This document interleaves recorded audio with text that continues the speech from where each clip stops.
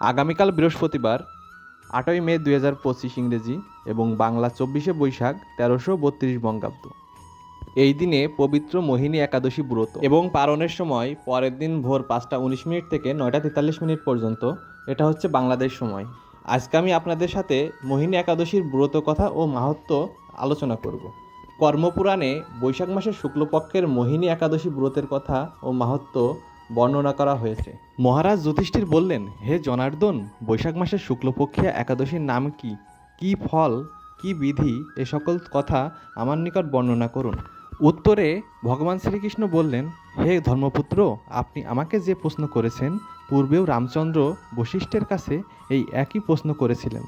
তিনি জিজ্ঞাসা করেছিলেন, হে মুনিবর, আমি জনক নন্দিনী সীতার বিরহজনিত কারণে দুঃখ পাচ্ছি, তাই একটি উত্তম ব্রতের কথা আমাকে বলুন, যার দ্বারা সর্বপাপ ক্ষয় ও সর্ব দুঃখ বিনষ্ট হয়।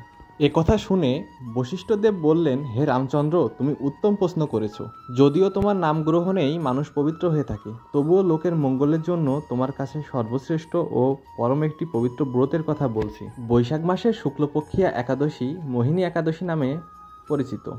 এই ব্রতের প্রভাবে মানুষের সকল পাপ, দুঃখ ও মোহজাল অচিরেই বিনষ্ট হয়ে যায়। তাই মানুষের উচিত সকল পাপ ক্ষয়কারী ও সর্বদুঃখ বিনাশী এই একাদশী ব্রত পালন করা। একাগ্রচিত্তে তার মহিমা তুমি শ্রবণ করো।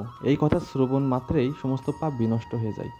পবিত্র সরস্বতী নদীর তীরে ভদ্রাবতী নামে এক সুবোধনা নগরী ছিল। চন্দ্রবংশে জাত ধৃতিমান নামে এক রাজা সেখানে রাজত্ব করতেন। সেই নগরীতেই ধনপাল নামে এক বৈশ্য বাস করতেন। তিনি ছিলেন পূর্ণকর্মা ও সমৃদ্ধশালী ব্যক্তি। তিনি নলকূপ, জলাশয়, উদ্যান, মঠ ও গৃহ ইত্যাদি নির্মাণ করে দিতেন। তিনি ছিলেন বিষ্ণু ভক্তি পরায়ণ ও শান্ত প্রকৃতির মানুষ। তার 5 জন পুত্র সন্তান ছিল। তার মধ্যে পঞ্চম পুত্র ধৃষ্টবুদ্ধি নামে একজন ছিলেন। তিনি ছিলেন অতি দুরাচারী। সে সর্বদা পাপ কাজে লিপ্ত থাকত। দেবতা, ব্রাহ্মণগণ ও পিতামাতার প্রতি তার একেবারেই মতি ছিল না। আর এই সকল কার্যকলাপের জন্য তার পিতা তাকে গৃহ থেকে বার করে দিলেন। আত্মীয় স্বজনরাও তাকে পরিত্যাগ করলো।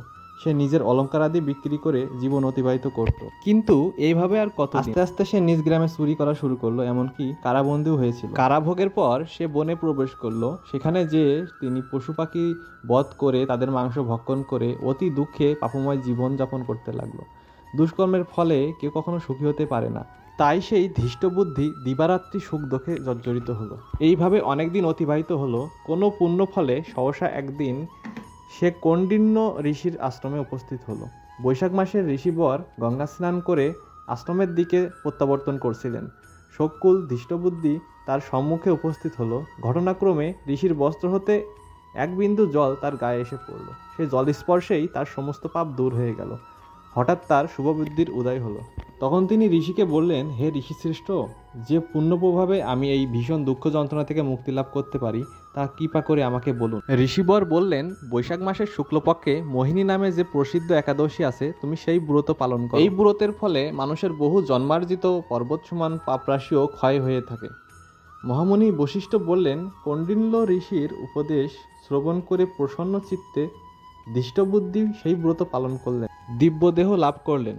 তারপর গরুড়ে আহরণ করে বৈকুণ্ঠ ধামে গমন করল। ত্রিলোকে মোহিনী ব্রত থেকে শ্রেষ্ঠ আর কোনো ব্রত নেই। এই ব্রত কথা শ্রবণ কীর্তনে সহস্র গোদানের ফল লাভ হয়। হরে কৃষ্ণ।